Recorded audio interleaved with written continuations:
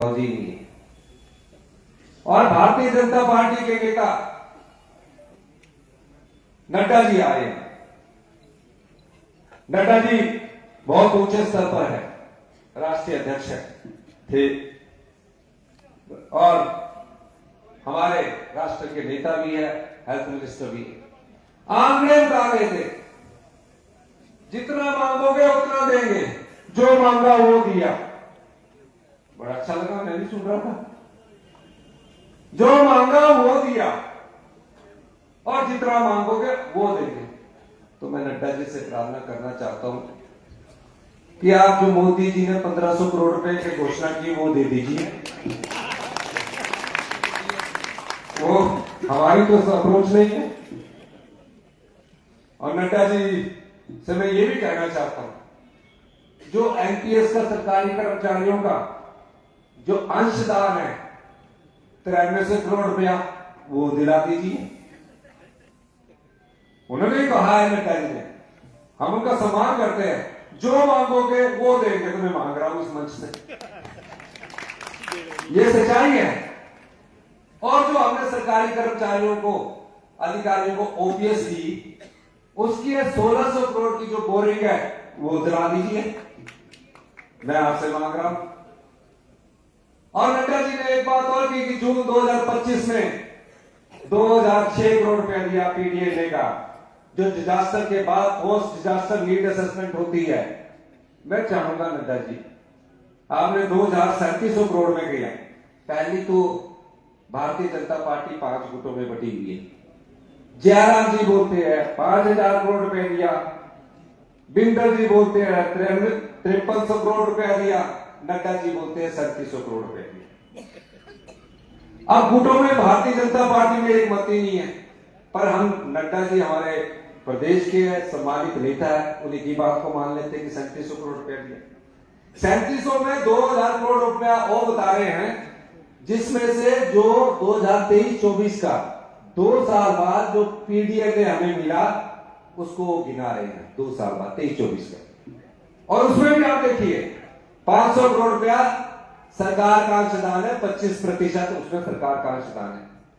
और हिमाचल सरकार का 1500 करोड़ केंद्र सरकार ने बोला कि हम देंगे।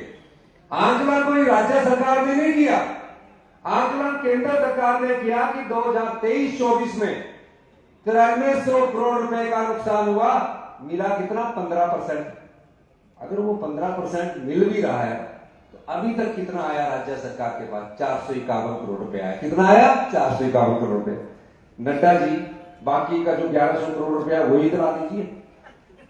हम तो वो बात, ये उन्होंने 3700 करोड़ में गिनाई है, और बाकी जो पैसा गिनाया है वो आपदा आए या ना आए, एनडीआरएफ और एसडीआरएफ का पैसा, आप सरकारी कर्मचारी है, मुझे ही पूरे प्रदेश को कोई स्पेशल रिलीफ नहीं मिला है।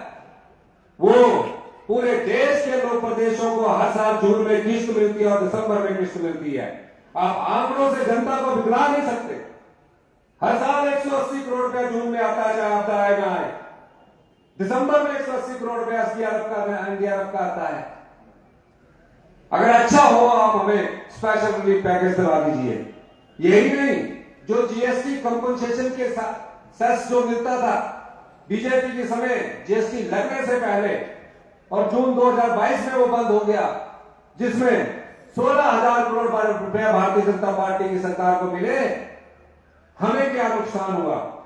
जीएसटी लगने का सबसे बड़ा नुकसान अगर किसी प्रदेश को झेलना पड़ रहा है तो हिमाचल प्रदेश की जनता को झेलना पड़ रहा है, हिमाचल प्रदेश की सरकार को झेलना पड़ रहा है। ये बात मैं इसलिए कह सकता हूं, जो बद्दी जो हमारा है, जो इंडस्ट्रियल एरिया है, जहां 35% फार्मास्यूटिकल मेडिसिन एशिया का बिगेस्ट 35% मेडिसिन वहां बनती है। जीएसटी लगने से पहले 4000 करोड़ रुपया हमें एक्साइज और वैट के रूप में आता था। 4000 करोड़ रुपया वैट और एक्साइज के रूप में आता था। जीएसटी लग गया, भारत सरकार ने बोला कि राज्य सरकार को इससे नुकसान होगा, हम तुम्हें हर साल 3200 करोड़ देंगे। 5 साल तक 16000 करोड़ रुपया दिया। आज जहां से 4000 करोड़ रुपया आता है, सिर्फ 150 करोड़ रुपया आ रहा है। नुकसान हम झेल रहे हैं। और यही नहीं, ये जो हमारी 5 नदियां हैं, ये बहता हुआ प्रदेश का सोना है। पंजाब से कोई नदी नहीं निकलती, हरियाणा से कोई नदी नहीं निकलती, दिल्ली से कोई नदी नहीं निकलती। 5 नदियां, चाहे यमुना है, चाहे ब्यास है, चाहे सतलुज है, चाहे चिनाब है, ये सारी नदियां हिमाचल प्रदेश से निकलती है और किनको सींचती है? पूरे नॉर्थ इंडिया को सींचती है। इन पर हाइड्रो प्रोजेक्ट बनते हैं। डबल इंजन की सरकार है। डबल इंजन की सरकार बोलती है कि आप हाइड्रो प्रोजेक्ट लगाओ, हिमाचल के लोगों को कुछ ना मिले, ऑस्टिस बने, मतलब विस्थापित बने हिमाचल के लोग, बीबीएमपी में विस्थापित बने बिलासपुर के लोग आज तक वो पट्टाधारक नहीं बन सके हैं। आज तक उनको जगह नहीं मिली, पर मैं इस मंच से कहता हूं कि हम उनके लिए भी पॉलिसी के बारे में विचार कर रहे हैं। बॉम्बे में ऑफिस बने, राजस्थान में जगह आज तक नहीं मिली। और अब जब हम अपने अधिकार की बात कर रहे हैं कि भैया ये जो आपके पावर प्रोजेक्ट फ्री हो चुके हैं, आप सिर्फ 12% रॉयल्टी देते हैं।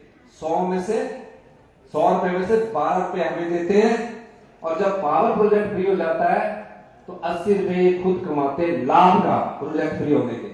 हमने कहा कि रॉ मटेरियल तो पानी है, पानी से बनेगी ना बिजली, और फिनिश गुड इलेक्ट्रिसिटी है।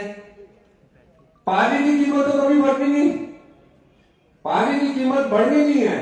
अगर आप कोयले का प्रोजेक्ट लगाते हैं तो कोयले की कीमत बढ़ेगी, ट्रांसपोर्टेशन की कीमत बढ़ेगी, तो बिजली की कीमत बढ़ेगी। यहां तो पानी की कीमत बढ़नी नहीं है। 10 साल बाद आपका प्रोजेक्ट फ्री हो जाता है। आप कम से कम इतना तो आप शर्म कीजिए कि कम से कम जब आपका पावर प्रोजेक्ट फ्री हो जाए तो 50% हमें फ्री रॉयल्टी दीजिए, और 40 साल बाद हिमाचल की संपदा को वापस कीजिए। उसमें भी ये भारतीय जनता पार्टी के लोग कोई मदद नहीं कर पा रहे, हम कोर्ट में लड़ रहे हैं। हमें तो किसी से मांगने की जरूरत ही नहीं है।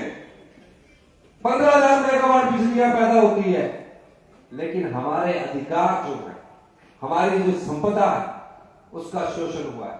ठीक है, एक समय हमारे नेतृत्व में सोचता था कि आप पावर प्रोजेक्ट लग रहे हैं, रोजगार हमको नहीं मिल रहे, उजड़ हम रहे हैं। हमने ये कहा है और इस अधिकार को हम लड़ेंगे, इसमें कोई दो राय नहीं है। ये बात मैं आपसे इसलिए कहना चाहता हूं, आपने सब परिस्थितियां देखी है और हम इस अधिकार की लड़ाई को लड़ने जा रहे हैं, और हम अधिकार यात्रा के द्वारा भी लड़ेंगे। और जो लोग यहां राजनीति करते हैं, मैं नड्डा जी से एक बात और कहना चाहता हूं। आयुष्मान भारत बहुत बड़ी योजना शुरू की, आयुष्मान भारत कि सारा पैसा भारत सरकार देगी। जब मैंने उसका भी हिसाब किताब निकाला तो मैं नड्डा जी से कहूंगा, क्योंकि आप देने लायक हैं, आप केंद्र में बैठे हैं और हम लेने वाले हैं, आपके छोटे भाई हैं। आयुष्मान भारत में 2024-25 में 112 करोड़ रुपया खर्च आया। नड्डा जी के डिपार्टमेंट ने कितना दिया हमें? नड्डा जी के डिपार्टमेंट ने हमें दिया सिर्फ 47 करोड़, बाकी पैसा हमने खर्च लिया। 25-26 में 106 करोड़ खर्चा आया आयुष्मान भारत का। नड्डा जी ने दिया 49 करोड़ और हमारा खर्चा 51 करोड़ रुपया हमारे से ज्यादा है। मतलब योजना उनकी, पैसे हमारे, वाह वाह उनकी, पैसे हमारे। मैं चाहूंगा कि आप अपने डिपार्टमेंट का तो जो आयुष्मान भारत का खर्चा है, जितना भी खर्चा आता हो, राज्य सरकार पर बोझ ना डाले, आप कर दीजिए। बोलते हैं कि हमने IIM बनाया, स्मार्ट सिटी बनाई। मेरे समय तो स्मार्ट सिटी बनी नहीं। 2 स्मार्ट सिटी की बात की, धर्मशाला और शिमला की।